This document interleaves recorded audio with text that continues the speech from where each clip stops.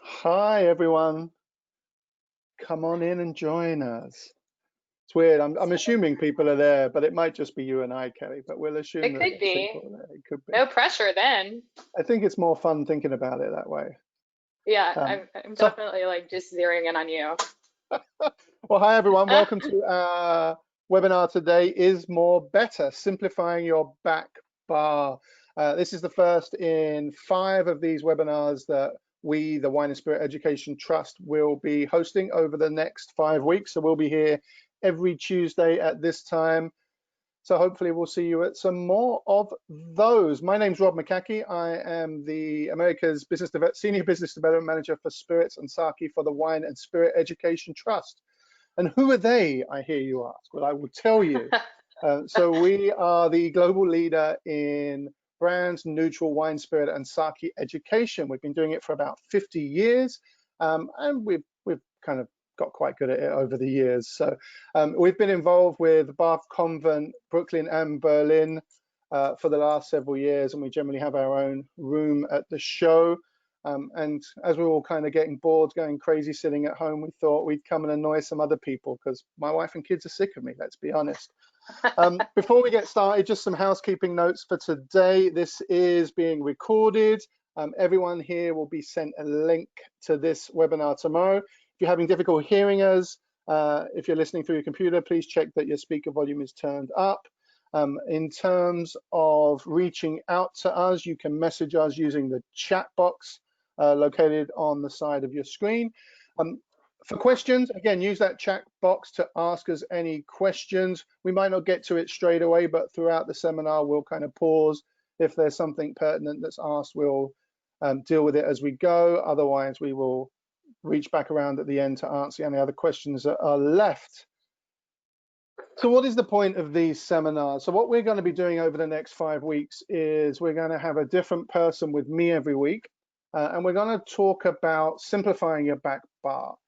And there are many reasons you might want to do this, but something that we do at the Wine and Spirit Education Trust is, rather than telling people this brand is good, this brand is indifferent, this brand is bad, we try and give people the critical skills to be able to make more objective choices and to understand why brands are different and what each brand is bringing to the table, both within the context of its category and within the broader landscape of spirits. So that's what we're going to be doing over the next 5 weeks. So over the 5 weeks, we'll be looking at, today we're looking at Cognac and Armagnac, we'll be looking at American whiskey, we'll be looking at aromatized wines, we'll be looking at rum, and we'll also be looking at Scotch. And each week I will invite an expert to talk to us about what their 5 spirits would be. It's kind of like a desert island discs, but for booze. So I'm very, very excited, honored, thrilled to have with me today Miss Kellie Thorn. Hello. Based out of Atlanta, Georgia. She is the beverage director for Hugh Acheson Restaurants. She is a BNIC educator, so very well versed in Cognac Armagnac, so absolutely has the skills necessary to give us her opinion today. She's certainly an expert in the field. More importantly, she is a WSET Level 3 Spirits Certified Educator, one of only a handful here in the United States. So very excited to have Kellie with us today. Hello, Kellie, how are you? Yeah. Hello, Rob. I'm great. I'm happy to be here. Yeah, me too. It's the first one, so you're kind of our guinea pig. I know. By the When you time we said get that, to I don't think you told me that. no No pressure, pressure or anything. Just setting the bar. Setting the bar high. So before we kind of get stuck into what your 5 choices would be, I think it's good to kind of just set the scene by asking a broader question. So obviously you are a buyer for bars, restaurants. You get a lot of people coming to you every day with new brands, new products. How do you kind of navigate that landscape of deciding what deserves a place on your back bar and in your beverage program? Well, there's a few things that I consider. One, and most importantly, is does it taste good? Which obviously is high on the consideration list, and that one's pretty easy to figure out by tasting it and getting to know it. And then two is does it make sense? Does it have a place on the back bar? What role is it playing on the back bar? In the case of these brandies, you know, with only 5 to have on the back bar, I want to be able to show a range. I'm not going to have all VS. I'm not going to have all VSOP. I want to make sure that I can kind of display the range of brandy in 5 marks. And so it's important to kind of know what purpose they're serving and what it is that I'm trying to show with them. Another thing, just from the buyer's side and kind of the reputation of our bars, Empire State South is our flagship restaurant in Atlanta, but all of our bars they have a reputation for supporting smaller brands. This is, and by no means are we anti-large brand. We also carry large brands. We recognize the fact that these are benchmarks. Obviously, when I'm educating, I'm using large brands often because they are displaying kind of what we tend to think of when we think of a certain style. But if you go to any spirits store or a lot of chain restaurants, these are the brands that are extremely represented. So we like to seek out brands that are showing these things that we want to show, but are maybe a little less represented so that we can kind of show those brands to the public and give them an opportunity to shine. So that's really important for us. We have a reputation for it, and it's a chance to educate and give some mouthpiece to these brands to tell their story. And that is another consideration. Does it have a story? Are they transparent about their production methods? Because we do educate not only our staff, but our guests thoroughly on these. Are we able to get the information that we need about production and about their history to properly and confidently give that information back to our staff and our guests? And then finally, price. It has to be, when you're asking a guest to take a leap with you, when you're supporting these smaller brands and they're not able to just walk in and order by brands, it's going to be kind of a tough pill to swallow if that pour is $100. So we kind of need to look for things, and this is tough because in the world of French brandy, things take a long time to make. Ultimately, they tend to be more expensive. So we do try to seek out brands that we can fit that range as well too. So we might have some things that are a little more expensive, but we have to make sure that we have plenty of offerings that kind of soften the blow of like, we don't have your brand, we'd love for you to try this. It's not $75 a pour, it's more like $16 a pour. So those are some of our main considerations when we're building out our back bar. I think there's really good points there. I mean, at WSET, I mean, we tend to focus on those kind of more qualitative aspects of Absolutely. a product. So when we're building up, when we're tasting, when we're teaching people how to taste, when we use our systematic approach to tasting, particularly when we get to our level 3 award in spirits, shameless plug. Nice there. plug, well done. Thank you. Brand placement, I like that. That was great. It was great, huh? Just slipped it in there. Super smooth. I think what we try and do is we look at those kind of levers and functions that the producer is pulling to create certain style choices, whether that's something they're doing unique with particular raw materials, how they're processing them, any fermentation techniques they might use, down to how they use their still, what kind of stills they use, and then what they do post distillation. And some of those things are going to be mandated by law, particularly when we're talking about Cognac or Armagnac. But there's still a range of opportunities to be expressive and do your own thing. But I think you touch on something that's really important as well, which goes beyond our materials, and that's the quantitative aspect of this. And that's, you know, is the price justified, and can I sell that to people? And that's the reality when you have a product. It's not just about, is it great, but is there a gap in the market for it? And am I going to get buy-in and advocacy from people?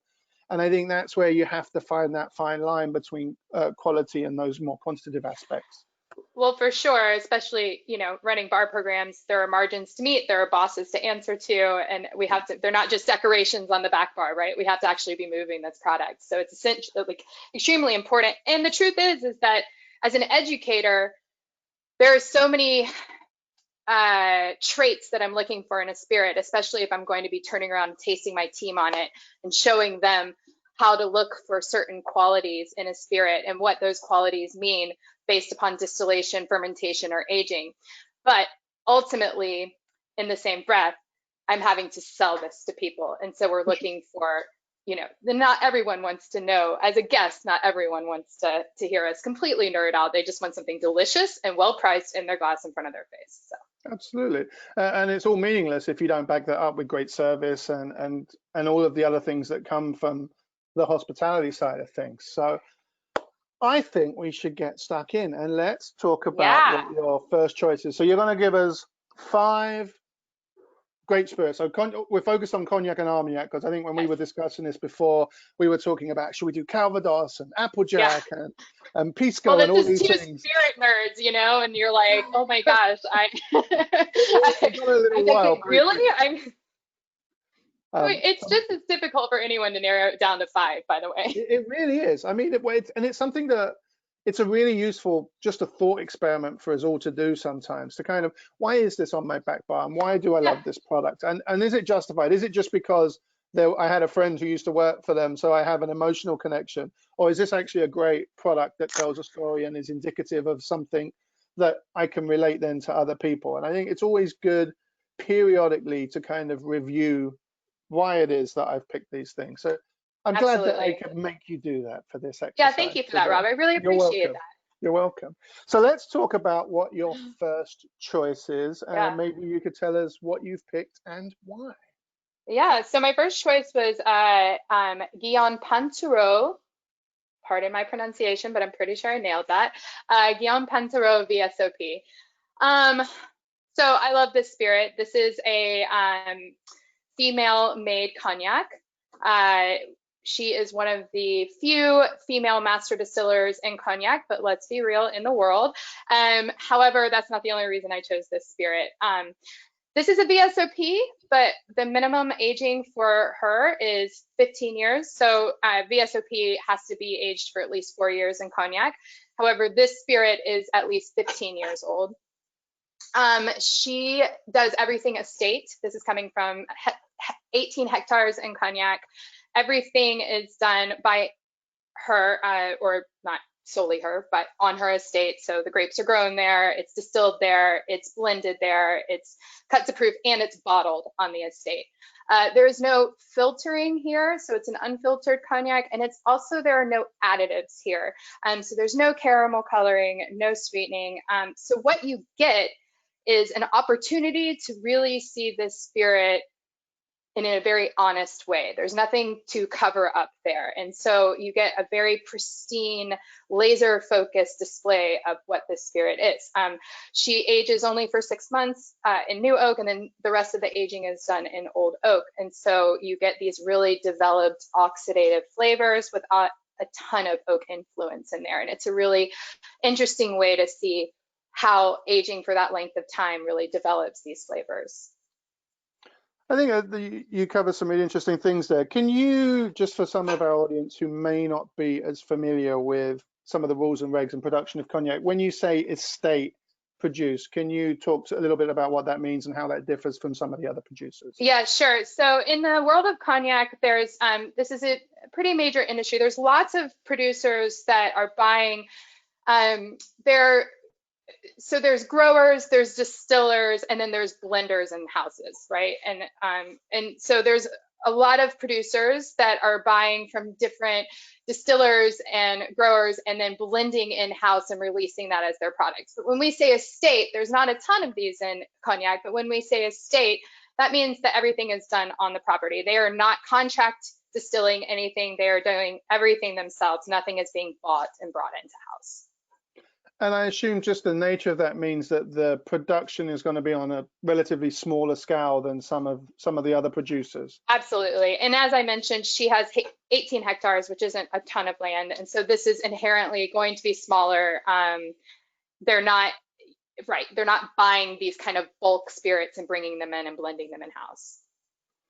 And then you talked a little bit about no additives. Now, obviously, it's not something that cognac producers talk about very much. And I want to say, first of all, that the use of additives in and of itself isn't necessarily a bad thing. My logic's always been, if a spirit is good, it's good. And I think you touched on something really important, which is transparency.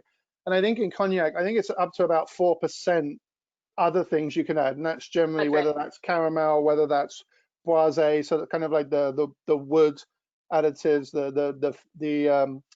I mean, the adding of sweetener, sugar is a fairly common practice. But I think it's interesting when a producer is saying, this is what I want to do. I think it's a great thing to be able to get behind and use as a selling point to an audience for the category as well. I agree, and again, it's that transparency, because we obviously carry producers who do add some coloring and some sugar to the spirits, and that's okay. That's their style. Each house has their style. We just want you to tell us if you do that, because we want to be able to then be very honest with our team and very honest with our guests about what's happening. And it's interesting to be able to show these spirits next to each other and kind of the differentiation that happens bottling to bottling. I've been asked here if you could share roughly what the price range is for the spirit. Yeah, that's the other great thing about the Pantero. So it's under $50 wholesale for a 15-year-old VSOP. It's crazy. It is, and I mean, think that's here in Georgia. You know, I don't know what it's going to be in New York or anything else, but here in Georgia, it's under $50 wholesale. Awesome. So I think that's a phenomenal price point for a spirit that has this much age and pedigree to it. So it's coming from estate. Yeah, exactly. The estate's been around since 1610 also, and Lean is, I think, a 6th generation distiller within her family. So there's lots of history. It's really cool, but the neat thing is that she's so transparent with her production that you really get to have a lot to educate and talk about with that. Very cool. Okay, excellent first choice, Kellie. Excellent. Thank you. Let's one. Go on to what your second choice is. And again, I'm going to write this here so people can spell it. So great. Off you go. Okay, great. So the next one is H by Hein VSOP. Now, Hein is a relatively well-known house. They're known more for their kind of rare and vintage cognacs.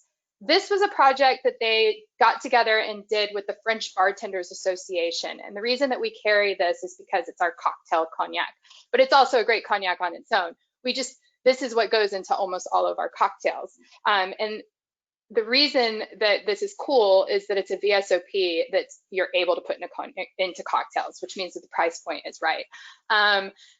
Average age 4 years old. This spends a little bit longer in barrel, but not terribly long in new barrel before being moved into older barrels. So you get a little more structure from the oak, but it's still really floral and fruity. And what this makes it is a very versatile mixing spirit. So it does really well in anything that's being stirred and kind of spirit forward, to more tropical applications, to kind of light, fruitier drinks for something that has like soda water in it. It really stands its own, even though it's just at 40% ABV. I think it's really interesting to involve the people who are going to be selling your products in the process of creating a brand. I think it's a really smart, forward-thinking thing to do. And I'm amazed it isn't done more often. And having been a bartender myself for many, many years, and you'll know this yourself, bartenders, that there's a certain ego that goes with the territory, and we're not necessarily the most objective. We're not necessarily the most objective people, but I do think we have a really unique insight into what consumers are asking for, what they're looking for, trends in food, trends in drink. We're the fingers on the pulse of all of these things. So as a market group, to use for R&D and these things, it amazes me that brands and companies don't use them more often, because they have a phenomenal set of skills to be able to utilize. So I think, and in terms of this particular spirit, can you talk a little bit about some of the drinks you're using it in, how you're utilizing it in a program? Yeah, so I mean, this is our house mixing cognac, right? We use this for any kind of classics application, right down to our low ABV, because you can use small amounts of it and it really does still like stand up in the drink, to a cognac and tonic. This is also going to be, and this is what's great about it. So if someone comes in and orders a brandy or a cognac, and this is going to be our 1-2 mixed drink choice as well. So that is, it serves this purpose, but it's also a VSOP that if someone was looking to spend a little less money than the Pantereau, which is going to be a little more expensive, this is going to be kind of our house, you know, but they're walking in and getting a house, a VSOP at a pour that's like $10, which is really outstanding. It is. And we got a question here about whether it's pot distilled or continuous distilled. So maybe this would be a good time to maybe just talk about some of the legal restrictions on cognac production specifically, and some of the things they have to do to fall under the rules of cognac. Yeah, so cognac is always going to be double pot distilled. This is just by law. So you will never see a column still in the world of cognac. And it's always going to be copper, 100%. And I can't think of the exact amounts and volumes, but it's, you know, relatively small production.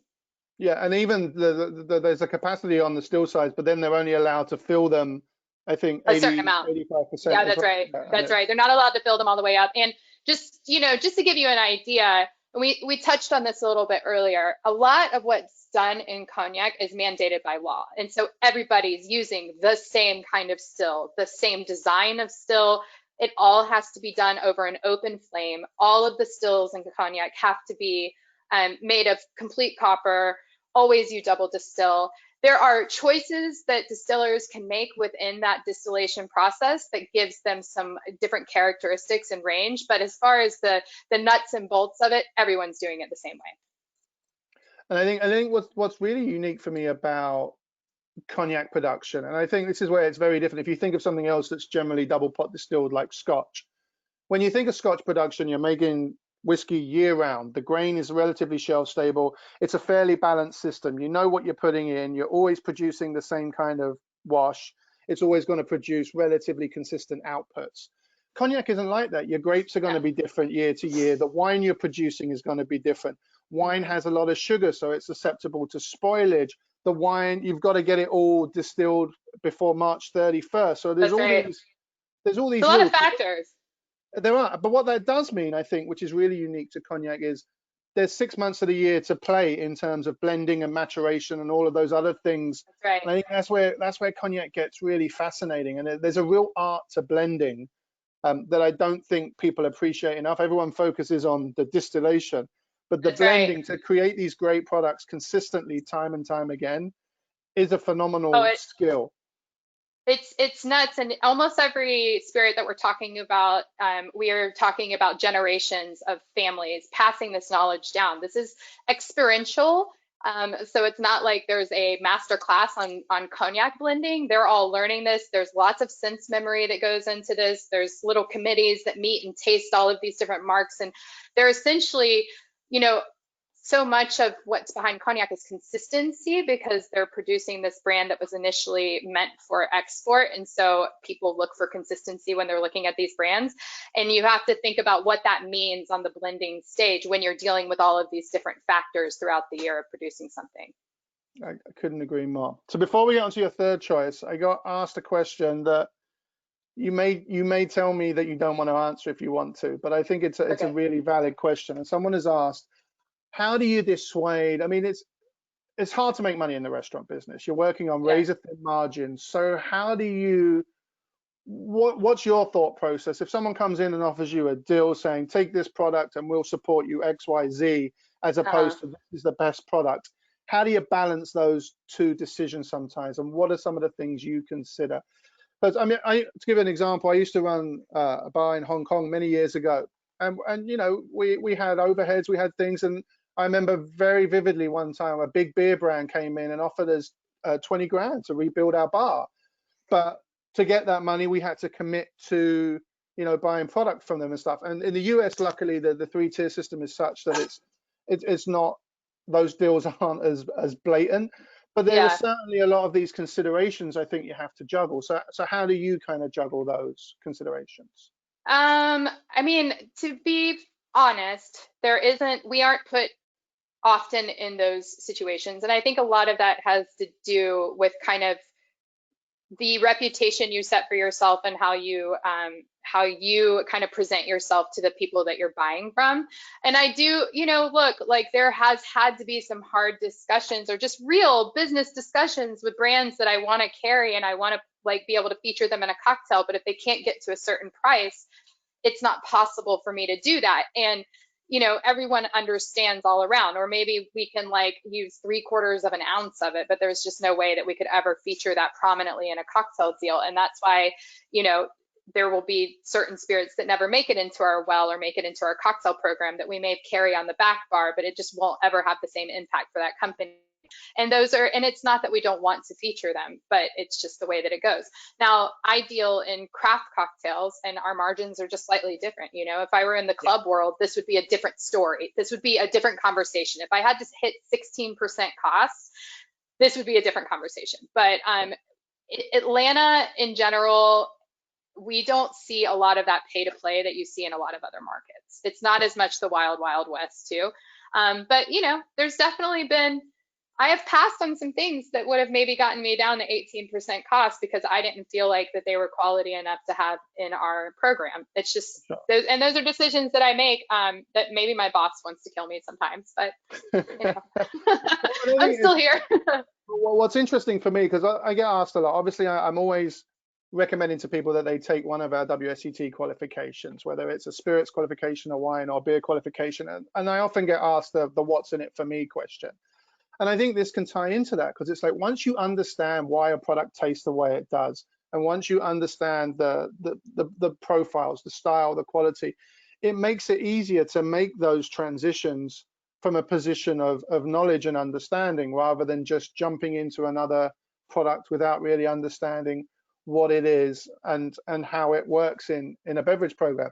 And I think it's so different tasting a spirit at bottle strength, like an 80 proof, 90 proof spirit, and getting a feel for how it tastes and how it feels on your palate, and then using it in a mixed drink. And this is why, I mean, we always advocate diluting a spirit when we taste, because that's how you use it in the real world. If you're making a highball or a cocktail, that's not an 80 proof drink you've got in front of you. That's really 18-20% alcohol. And spirits perform differently at different proofs. So absolutely, once they get diluted. I will say, I don't know if this is my shameless plug. I don't get paid to say these things, I promise. But I will say that just in general, becoming a more educated bartender, bar manager, and buyer has made me a better, more confident boss, educator, and buyer. And then therefore, what I'm able to, the discussions that I'm able to have with my distributors or producers or my guests, you kind of cut out all the BS from it, and it's just, and there's a level of confidence that I gained through my education, and I think that goes for anybody. Yeah, and it's an ever more crowded marketplace. I mean, when I started bartending in the 90s, my back bar was easy. There were 6 products. There was like a dusty bottle of Dubonnet, there was a bottle of Tanqueray, I had 2 bottles of Scotch, and my wine choice was red or white. Those were the very simple times. But there's so much great product out there now, from small craft producers to big brands and everything in between. You need a tool to be able to navigate that, and you need to have some kind of way of discerning what's important for you, what's relevant for your program, and how it fits in. And whatever that may be, whether that's through taking certifications, whether that, I mean, you teach for the BNIC and these kind of trade organizations that offer these phenomenal programs as well. It's important to have some way of making sense of it all. I think, kind of owe it to that means to you. I think so. You owe it to yourself, and if you're over a team, I think you really owe it to your team too. For sure. All right, number 3. Let's move on to Armagnac. So should we, before we go to that, should we talk about, maybe quickly, because a few people asked about some of the rules on cognac. Can we talk very briefly about how Armagnac is slightly different and what some of their rules are? Yeah. Just so quick, 2 minutes. I know. Well, they come from. I know. I'm like, okay. Feel free to jump in if I miss anything. So Armagnac, obviously, first and foremost, it's a different place in France. But just like all cognac must come from cognac, all Armagnac must come from Armagnac. And it's a little further south of cognac and a little further inland. Musketeers country. Yeah, exactly. And foie gras, right? Foie gras country. more importantly. And I think the main kind of stylistically, there's a couple of things. One, the minimum age requirements of a VS is only a year, whereas in Cognac it's 2 years. There is an unaged version of Armagnac called Blanche Armagnac, which you'll never see in Cognac. There is pot distillation in Armagnac, but the majority of distillation done in Armagnac is column distillation on these kind of short column stills that are very unique to this region. It's not, when I say column distillation, please don't imagine these really tall vodka stills hanging out in Armagnac. These are short little stills. There's not a lot of plates in them, and they have a very unique distillation process that really defines the character of Armagnac. How's that for a 5-second overview? That was good. That was good. I think the key is you can, first of all, the type of still you use is just a tool. So whether you have a pot, a column, a short column, continuous columns, multi-column setup, they are just tools you can use in lots of different ways. And I think that's the first people tend to get stuck on. They think pot stout, pot distilled spirits make this kind of spirit. Absolutely. Column distills make this style. It's not that simple. What's important is the levers you decide to pull as a producer, how you run your still, what you're putting in, what you're putting out. And I think Armagnac is a great example of a characterful column distiller. Yes. As is Agricole rum, as is, let's be honest, most bourbon. You know, I was about to say, a lot of American whiskey that we all love. Sure. And I think one of the most fun things when I have kind of young new bartenders working under me, who still kind of, they think they're hot shit. That's cool. And then we'll do a blind Armagnac tasting, and I'll be like, okay, column or pot distillation. And I mean, I'm talking 95% of the time they're going to tell me it's pot distillation, and it can't possibly be column distillation. That's what vodka is. That's flavorless. And you're like, no, actually, and it's fun. But yeah. It is, but because they're asking the wrong question. The important question is what proves it coming off the still, and I think that's the question that you need to ask. If it's coming off at 70% alcohol, that's very different than something coming off at 90% alcohol. Absolutely. But once you understand those things, you learn to ask better questions. And I think again, this is where the knowledge is power. And I would just like to say for the audience, you swore before me, so that's okay. I was trying so hard. I'm really sorry. 50-50. All right, so let's get into choice number 3. What is your third choice? Okay, so this one's cool because this really is a chance to teach everyone. It's Artez Full Blanche Armagnac. It's a Napoleon Armagnac, which means that it must be 6 years, but the producer and I had a little chat, and she said or the supplier and I had a little chat, and she said it's actually at 10 years, but they just don't want to deal with label changes right now, so they're not going to. But this is a 10-year-old Armagnac, and the cool thing here is that this company specializes in single varietal Armagnacs. So there's a Baco, a Full Blanche, and a Uni Blanc, I believe, expression, and this is the Full Blanche. This one to me is Full Blanche pre-Phylloxera was the dominant grape of Armagnac. Post-Phylloxera, it has a lot of trouble with the grafting of rootstock, so it's actually a pretty rare grape to see in Armagnac. So to have a 100% Full Blanche Armagnac at 10 years old is really neat, and you're going to get a lot of like florality here, a lot of kind of spicy floral characteristics, and so it's a spirit that you can really on so many levels teach people about Armagnac, the region, the grape varietals, and then the aging process. So you brought it up, so you're going to have to explain it. What's Phylloxera? Okay, so it's this little so in the essentially it's this little like aphid, this little bug that attacks rootstock, and it essentially wiped out European grapes. It was brought over from the United States. Yay. But we turned around and saved you guys. So it was brought over from the United States, and it essentially attacked all of these grape vines, and it knocked out, I think, 98% of the grapes in Cognac. A lot of Armagnac too. Now Armagnac has some sandier soils going for it, so some of these like older grape varietals were actually saved, and that's why you'll see more of these kinds of things where you can get some single varietals or a little more full blanche, because they were able to save a little more of their grape stock because of their sandy soils. But still, a good portion of these grapes were wiped out. It was a devastating affair. So then, in terms of what Fol Blanche brings to the table, what sort of characteristics would you expect from Fol Blanche? You can expect a really aromatic grape. It's got a lot of aromatic lift and kind of florality to it, and as I mentioned, just this like kind of floral, spicy characteristic. Kind of think like white floral spice.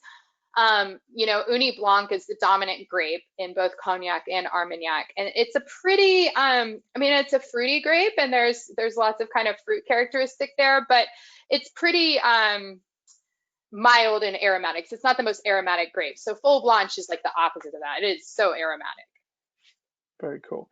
I think for me, Uni Blanc is always more kind of like pruny raisin with a little violets, Sure. and Fol Blanche just kind of has this explosion of aromatics that I think is just, once you smell it, it's phenomenal. I mean, it's for sure, and that's why it's really cool to get a spirit that's 100% Fol Blanche, and it's 10 years also. Yeah. Awesome. Cool. Let's stick with Armagnac then. Yeah. Okay. Let's do the big daddy of Armagnacs that you have in your mix. So now we're going on to something completely different. The Delors. This is a 25-year-old Armagnac. So it says 25 years on it. That means that nothing younger than 25 years is in this bottle. So technically an XO, although way beyond what an XO has to be. And the great thing about this spirit is that if you want to show someone what Rancio is in like what they imagine it, tobacco, wet leaves, like dark spice, cedar, this spirit has that very developed dark fruited characteristics, figs, and kind of really deep jamminess. Still 25 years old, still under $100 wholesale, which is nuts. Can you get a 25-year-old whiskey at that? No, you cannot. So it's really neat to me that you get to show something like this kind of really like nuanced, deep spirit that's 25 years old for fairly reasonable pricing. I mean, it never ceases to amaze me the value for money you get out of Armagnac. You know, I think you can look.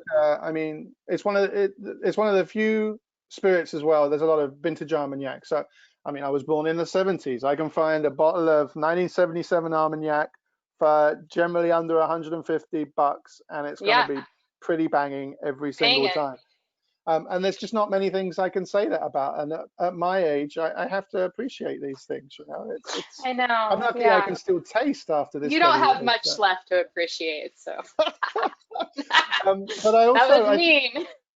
I know. But the rancio is an interesting thing as well. And I think it's one of these terms we throw around, and we kind of, everyone just assumes everyone knows what it means, and we never really explain it fully. But I like those descriptors used. And I think, again, this is something we teach. Is there's a difference between the character of oak and the character of maturation, first of all, and I think it's really hard for people to kind of separate those things. So, you know, the oak is easy. It's the vanilla, it's the spice, it's the cedar, it's all of those kind of nice warm things. But then the maturation, that's more of that kind of oxidative characteristics. That's right. I always used to describe it as like elegant decay, you know, and it's that things start to break down and decompose, and a little bit goes a long way. Too much and it's almost overwhelming and unpleasant, but just a little bit and it kind of, it's almost like that fine line between pleasure and pain. It kind of excites your senses and creates this extra layer of you know, evocative kind of emotional attachment to the spirit, I think. I always tell people that, just to sum it up, and it sounds very romantic, although I like your decay. Elegant decay. That's what I'm going to call my band. Yeah, elegant decay. It is. It's very gothy, isn't it? Like you need some black eyeliner coming down your face. You're gonna get Robert Smith. I always tell people, in essence, it's the essence of time, because you really can't. you can't rush Roncio. There's no accelerated aging that can take place. It only takes place with a lot of time, degradation of oak, oxygen, and these flavors, unlike anything else, develop, and it's really cool. Absolutely. Before we get on to your final choice, a couple more questions. Can you talk So many about... questions, I love it. I know, it's good. These people are great. Thank you, guys. Can Yeah, you thank talk... you, guys. Is it the same type of oak used in Cognac and Armagnac? Yeah, so they do use, they both use a lot of Limousin oak, but Armagnac also uses an oak called Gascon oak, which is a much harder, darker oak. It's going to give a lot like of these kind of resiny, full flavors. Delors, I think, uses only about 10% of Gascon oak, and then the rest of it's Limousin oak. In Cognac, they use Limousin and Chancey oak. So take Hein, for example. They're known for using a lot of kind of finer grain Chancey oak. It's going to be a little less tannic than Limousin oak, which is going to have kind of wider grain, and it's going to really let the spirit in, and they're going to pick up a lot more of those oak characteristics. So yeah, and I think that the French oak is different in lots of ways to what we consider when we think about American oak, and not just because of the wood and the grain and the amount of lactones, but how it's treated. I mean, generally it's a toast rather than that heavy char that we think about in Armagnac, and that affects the compounds that are created in the wood and then how that interacts with the spirit. And I think particularly when you've got spirits that are hanging out in barrels for decades, I think it's a much more about that slower transition that I think works very, very well. And I touched on this a little bit earlier with some of these producers where I'm mentioning that, oh, it's been this much time in new oak and then it's moved over into older oak. These producers do not necessarily want a lot of new oak characteristics in their spirit. They feel like that, and it will kind of start to mask some of those more delicate floral and fruit notes. It's more about oxidative aging. For sure. I was talking to a producer one time, and one of the most insightful things I'd ever heard, he said it takes 6 months to get the oak flavor in and then 6 years to get it out again. Actually, that's brilliant. Yeah. And it's kind of true, you know, because all this extraction happens really, really early.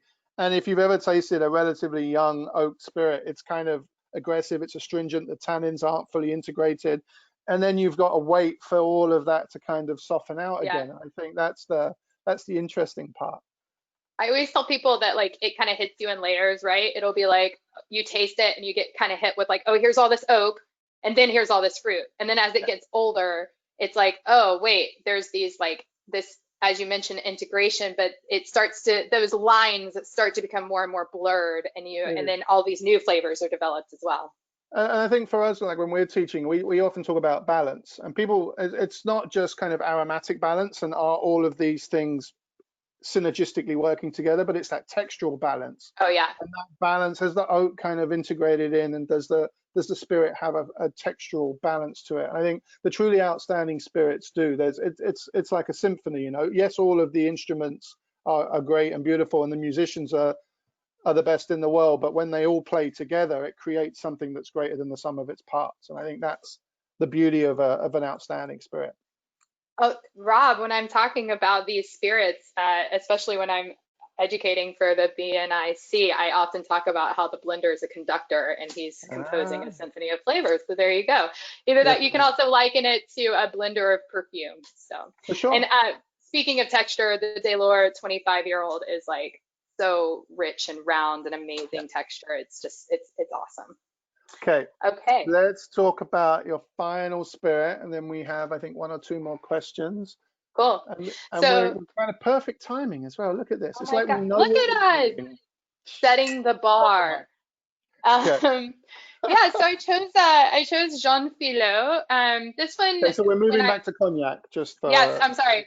Jean Filot, XO. There's Chez Vu. We're back into Cognac, and this is kind of neat to actually do this old Armagnac and this old Cognac next to each other, and to talk a little bit about similarities and differences. Jean Filot is another estate producer. So this is a father and son. They grow everything. They're doing everything on site.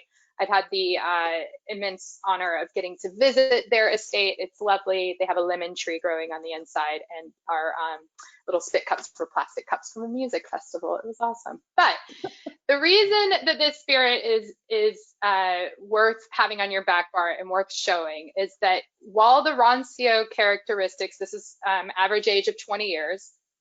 So when I was speaking about the Delors and I was talking about the Rancio, it was kind of what a lot of people go to immediately when they think Rancio. It's these like tobacco notes, these dark, like wet leaves, kind of these darker notes of Rancio.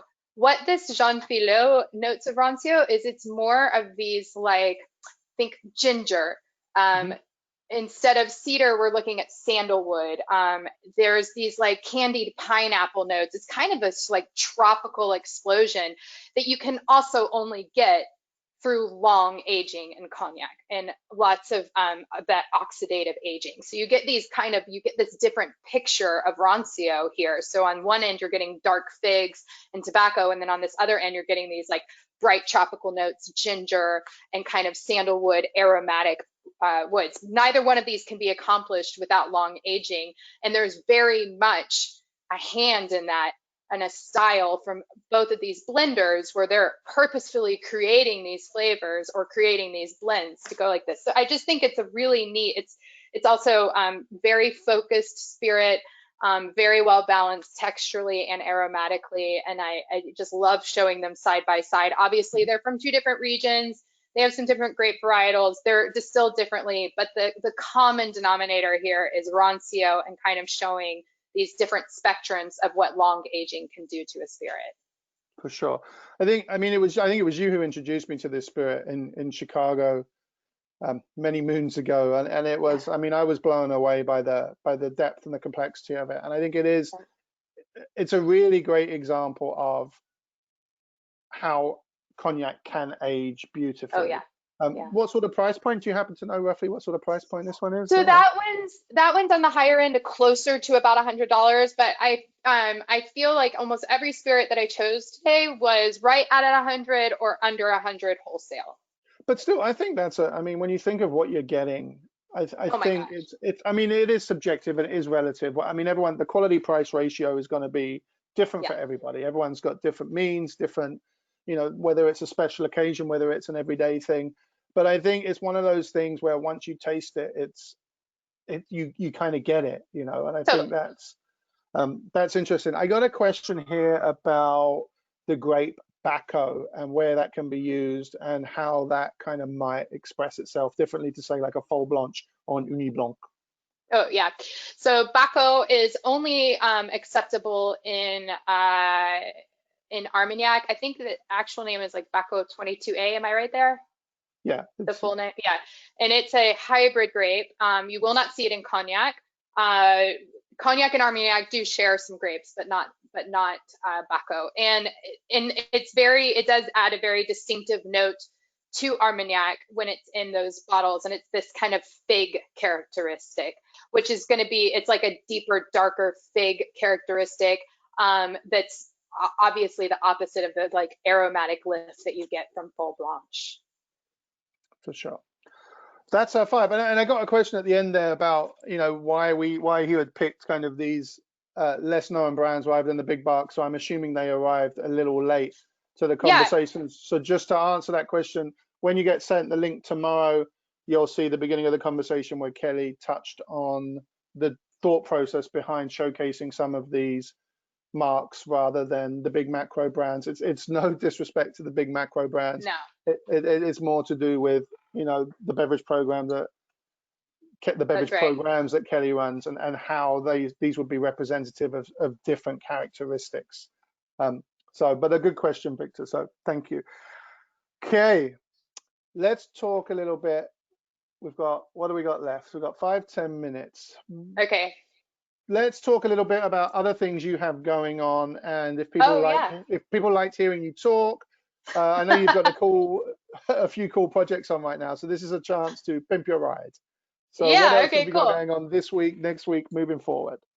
Awesome. So actually later on this afternoon, I am going to be hosting this really cool initiative that Punch Drink does on Instagram Live. That's at 5 p.m. Vinny Starble from Bad Hunter in Chicago is going to be making a cocktail today, and it's just really fun. It's a little happy hour. It's about 20 minutes long, and it's just me. I'm in your role. I get to be I'm doing all the question asking on that one. And then tomorrow, I'm actually taking over the Instagram for Cognac USA. So I will be, I'll be blowing up the stories with some little cognac recipes and things of that nature. And, you know, being overall just a little silly and goofy and lightening the mood a bit. Yeah. I might be freezing some cognac and eating it with potato chips with it, you know. Wow, fancy. Which brings me nicely to our last question. Okay. What is your favorite cognac cocktail? Oh, okay. No pressure, no pressure. I know. Okay, so this one always gets a little bit, this ruffles the feathers a little bit of some of cognac people, because it's actually a split of cognac, rye, and sweet vermouth. But I love a Vieux Carré. I love a Vieux Carré. I think, you know, I used to live in New Orleans. That's a second home for me. It was created in Monteleone, but it's just, to me, it's like just such a great way to like cap a night off is a Vieux Carré. And I'll tell you, I love it as a bartender because it is a formula. It's a cocktail to where I can get to talk to people about cognac and try cognac because it has the words rye whiskey in it. And so you start it off with, I'm selling you a rye whiskey cocktail, but aha, actually, there's a cognac situation in here, and you can kind of start talking to them about that. Well, and anything that's a gateway into a category, I think, is a good thing for people. And if it gets people talking about rye, cognac, I think you have to, again, you have to look at who the audience is, what their reference points are, and then you can take them on a journey. But you have to have that rapport first, and they have to trust you. And I think the Vieux Carré is a great drink. I think those things make very happy bedfellows.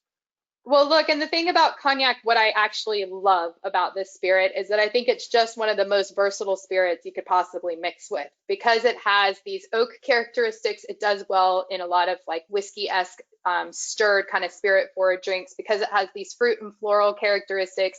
It does really well shaken up in a sidecar or something long like a highball, or even something with like pineapple juice and sherry in it and kind of that tropical application. I love mixing with cognac because it can be so many different things in a cocktail.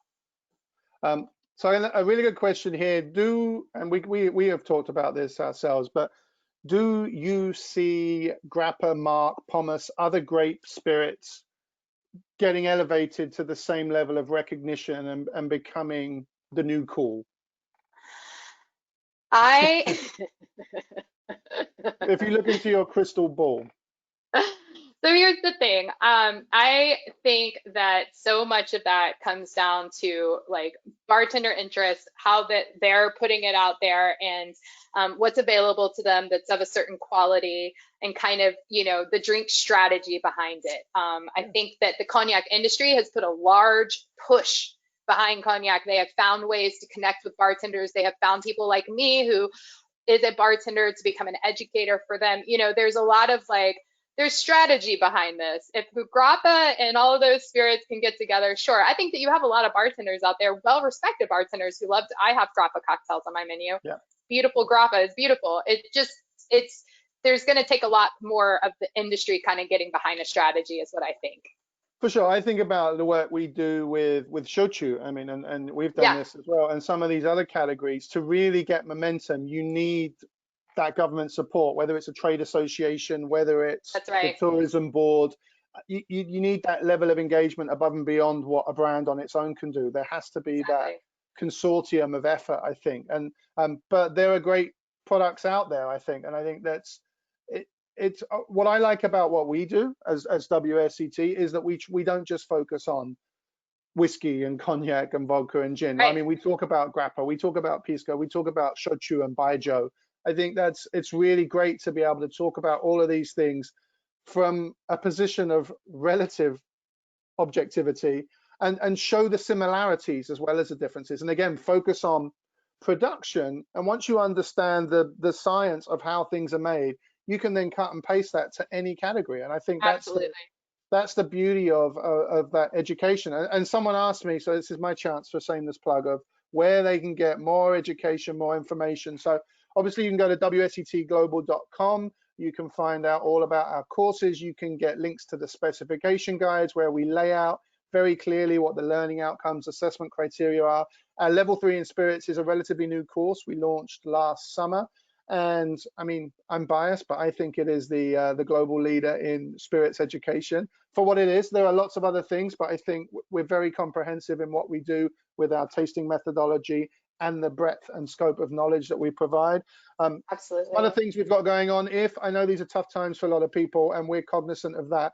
So we just launched an initiative in the US called Raising Spirits, and everyone will be sent a link to that tomorrow as well. We're trying to provide access to our level 1 spirits course online for as many people as we can. We're asking some of our colleagues and friends in the drinks industry to get involved and help support that as well. So whether you're a brand who would like to come and support us with that, or whether you are a bartender looking to take advantage of the free education, Raising Spirits is our initiative. You can find a link to that on our wsetglobal.com website, or we will send you that link tomorrow when we send the link to this video.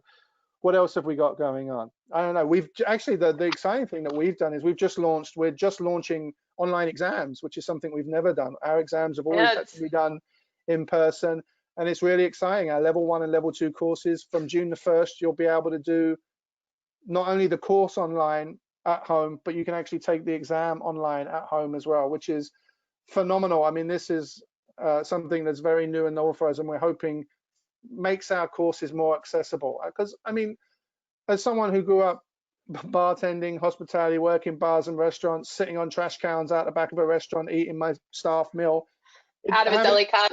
Absolutely, drinking my Long Island iced tea out of a Lexan.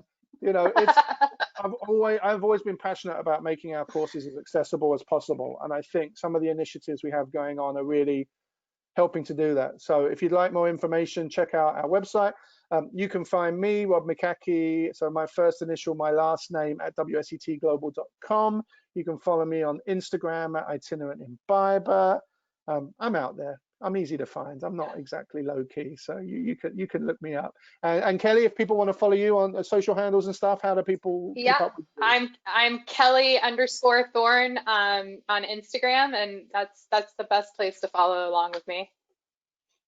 One last thing I do want to say, whilst we have all of these online digital initiatives going on, I'm still a big advocate for live classroom courses, and hopefully when we get to the other side of this, we'll be able to kind of have our live programming back again. I'm very excited for when we can get together in BCB and other times around the world. I really look forward to enjoying a drink with all of you in person as soon as we can safely do so.